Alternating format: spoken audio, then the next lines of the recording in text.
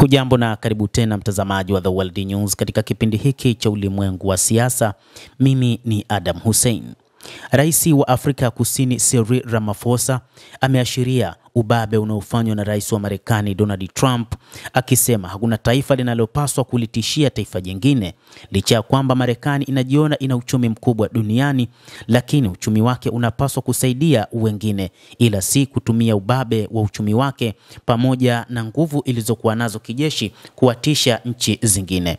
Rais huyo wa Afrika Kusini amesisitiza kuwa hakuna taifa linalopaswa kulitishia taifa jingine kwa nguvu za kiuchumi ama kijeshi, akieleza kuwa mataifa yote duniani ni sawa. Kauli hiyo ya kupinga ubabe wa Marekani imetolewa mjini Boksburg, mashariki mwa Johannesburg, wakati wa hitimisho wa mkutano wa kijamii wa G20. Afrika ya Kusini imetangaza kuwa itatoa tamko la pamoja la viongozi katika mkutano wa kilele wa G20 utakaofanyika siku ya kesho tarehe 22 hadi tarehe 23 Novemba, hata baada ya Marekani kutangaza haitaafiki tamko lolote ambalo litatamkwa.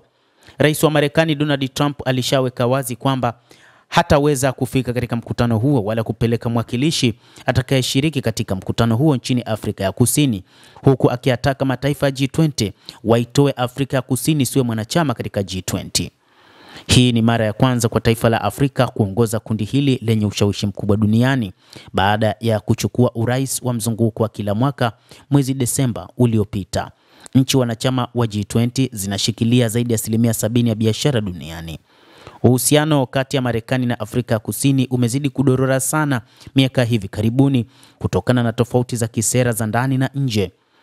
Mapema mwezi huu rais wa Marekani Donald Trump alitangaza kuwa hakuna maafisa wa Marekani watakaohudhuria katika mkutano wa Johannesburg, akitoa tuhuma za ukiukwaji wa haki za binadamu dhidi ya wazungu makaburu wa Afrika Kusini ambao wanajulikana kama Afrikaners.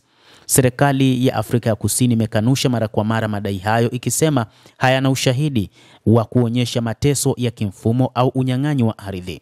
Rais wa Afrika Kusini amesema mazungumzo yanaendelea kuhusu uwezekano wa ushiriki wa Marekani baada ya Washington kuashiria kubadilisha msimamo wake wa kususia kikao hicho.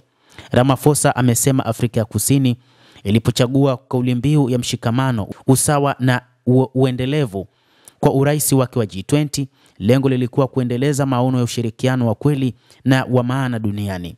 Kauli hiyo imeelezwa kama wito wa kuhakikisha si klabu ndogo ya viongozi pekee, bali watu wote duniani wanakuwa sehemu ya maono hayo. Hata hivyo, wachambuzi wa mambo wanasema kwamba suala la rais wa Marekani kutotaka kushiriki katika mkutano huo, licha ya kwamba imeelezwa ni juu ya Waafrikaners wanaoelezwa kuteswa kwa Afrika Kusini, licha ya kwamba hilo limekanushwa na Afrika ya Kusini, lakini moja kati ya jambo ambalo limetajwa na baadhi ya wachambuzi ni pamoja na Afrika ya Kusini kujiingiza katika kesi ya kumshtaki waziri mkuu wa Israel Benjamin Netanyahu, mshirika wa karibu wa rais wa Marekani Donald Trump, jambo ambalo limetajwa kwamba ndio sababu ya Marekani kuendelea kususia mkutano huo na kutaka Afrika ya Kusini iondolewe kwa wanachama wake katika G20.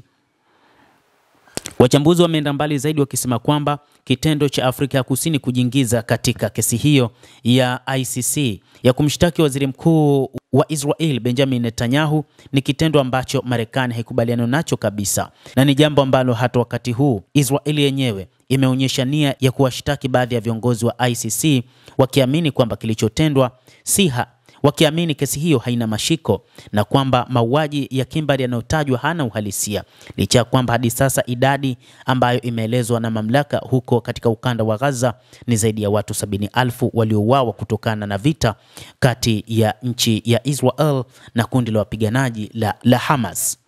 Endelea kutufuatilia mtazamaji, na usisahau kulike, usisahau kucomment, kadhalika na kusubscribe channel yetu hii ili upata habari hizi kwa mapana kupitia The World News. Mimi ni Adam Hussein, endelea kuwa nasi wakati wote.